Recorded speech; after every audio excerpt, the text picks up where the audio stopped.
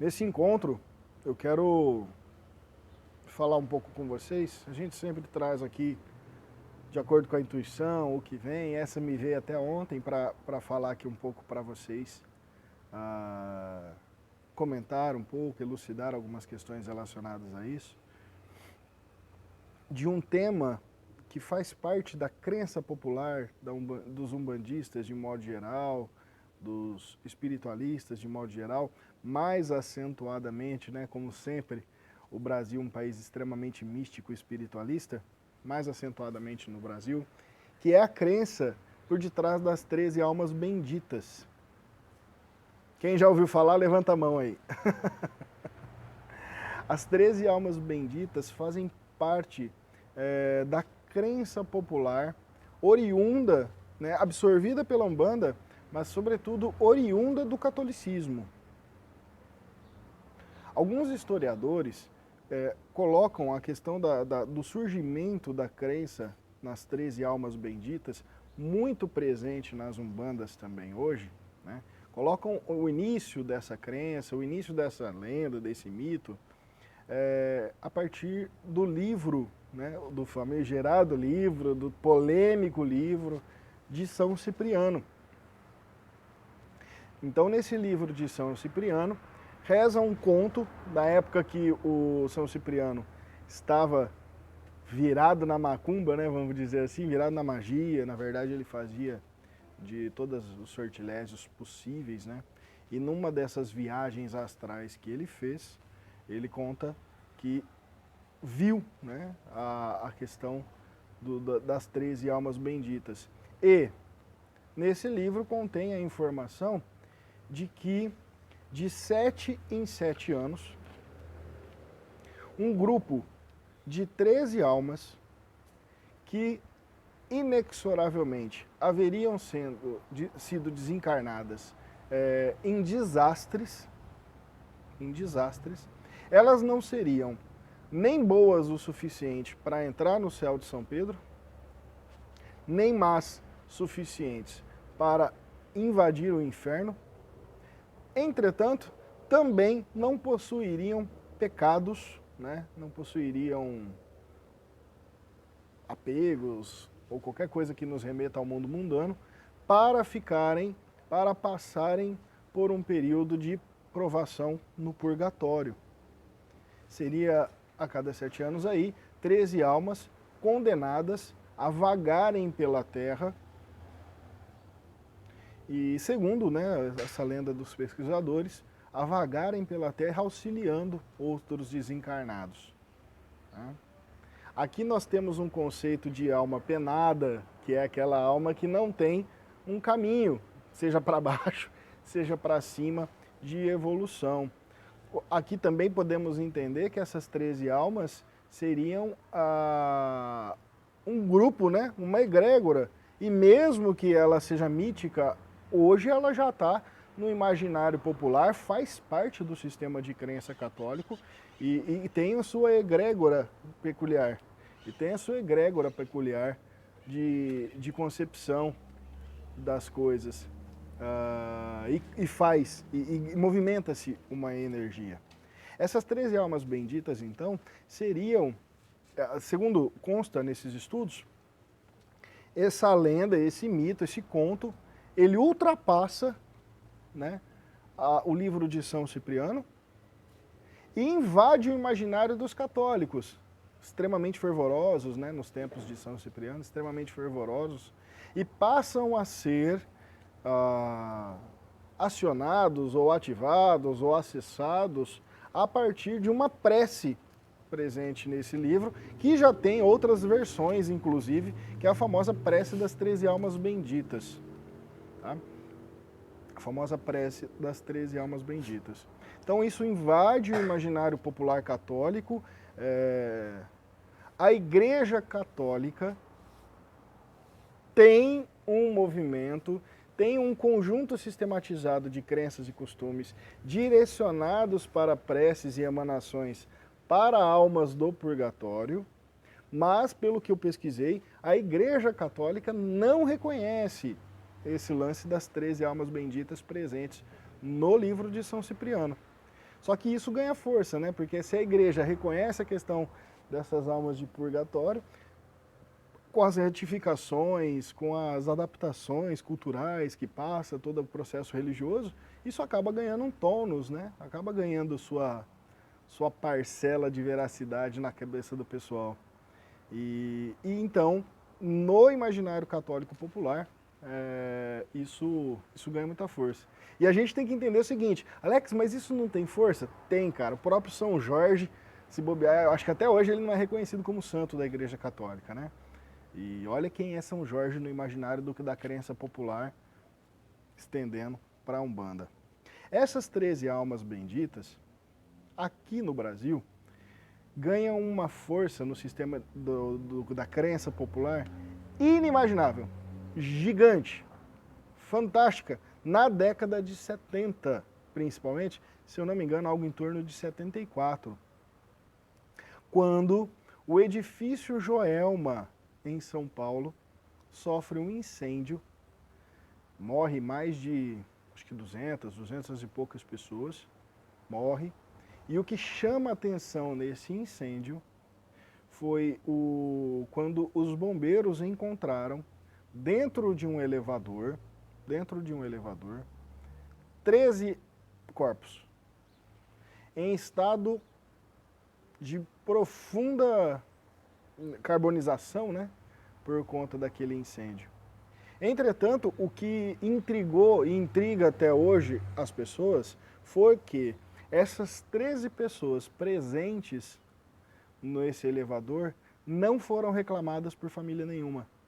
Não foram buscadas, não conseguiram identificar esses corpos, ainda não se tinha as tecnologias que tem hoje, não conseguiram identificar esses corpos.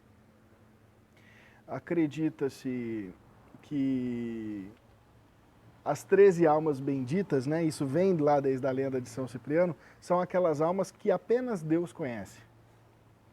E dentro do imaginário popular brasileiro, vocês imaginam um desastre que ocorre em 1974. 13 almas não identificadas são enterradas lado a lado no cemitério de São Pedro, em São Paulo. E ali, por conta de toda a mídia, né, em torno da questão do edifício Joelma, aquelas 13 almas, segundo as lendas populares, passam a vagar no plano brasileiro, ajudando pessoas em situações alarmantes ou vésperas de desastre, como uma doença, essas pessoas que estão necessitadas de causas impossíveis. E começa-se a registrar cada vez mais um grupo de pessoas que conseguiram graça pela crença nas 13 almas benditas, fortalecido pela questão das 13 almas benditas, das 13 almas lá de São Paulo. Eu peguei fotos, né? Infelizmente aqui eu não vou conseguir mostrar para vocês, eu peguei fotos, eles fizeram um jardim ao longo dessas 13 almas, que até hoje não foram reclamadas, né? As pessoas têm hábitos, lá tem um velário específico para as 13 almas, então você pode ir lá afirmar as suas intenções, né, de milagre ou não. Lá tem um espaço em que tem um costume, existe um costume, né, de abençoar essas 13 almas ou de se conectar com essas 13 almas lá em São Paulo, que é regar os jardins e jogar um pouquinho de água em cima de cada um dos túmulos, né, nessas 13 almas.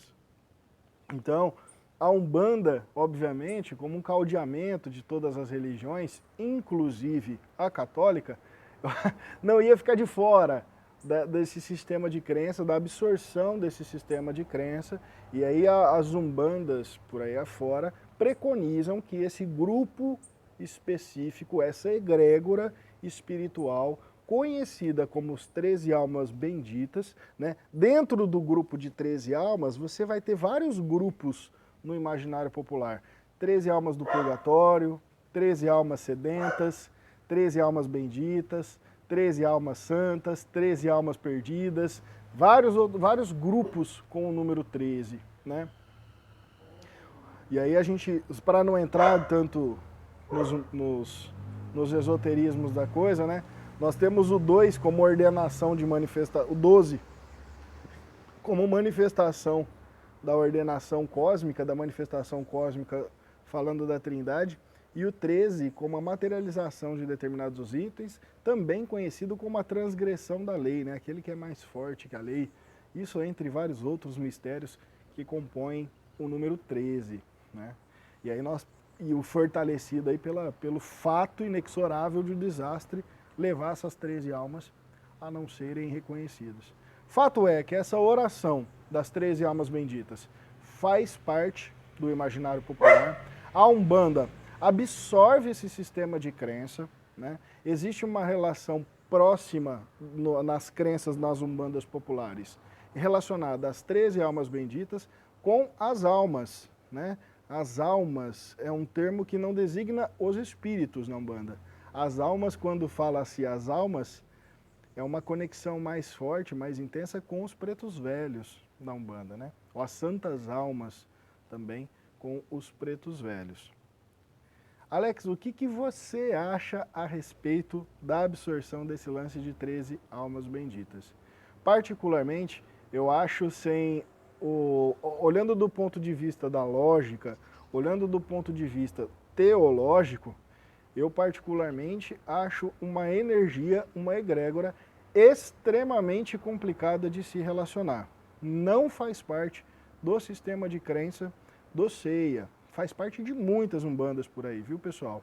Não faz parte, não é porque eu não acredite que seja errada. Eu acredito particularmente que seja incoerente, né?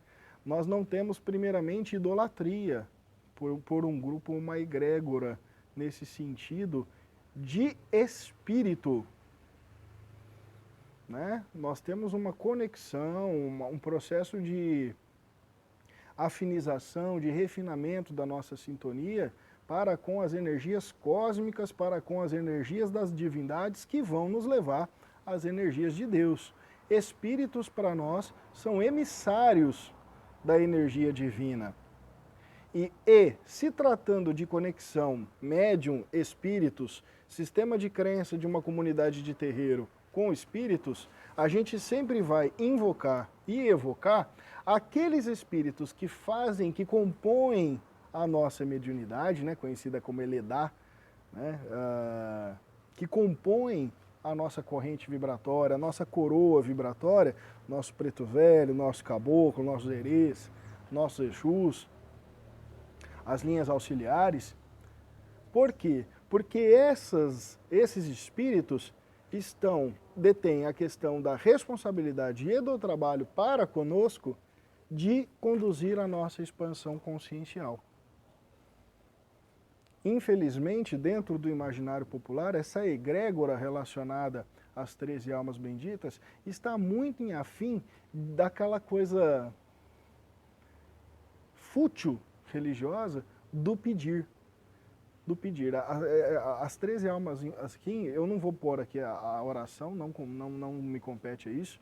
A oração é para pedir graças, é para pedir alguma coisa, e aí você está invocando uma egrégora que desde a lenda de um mago antigo fala que são almas sem caminho, que não foram aceitas na divindade e não foram aceitas no purgatório ou na não-lei, né? Então não teria sentido no nosso sistema de crença, na nossa concepção, a invocação ou a evocação das 13 almas benditas.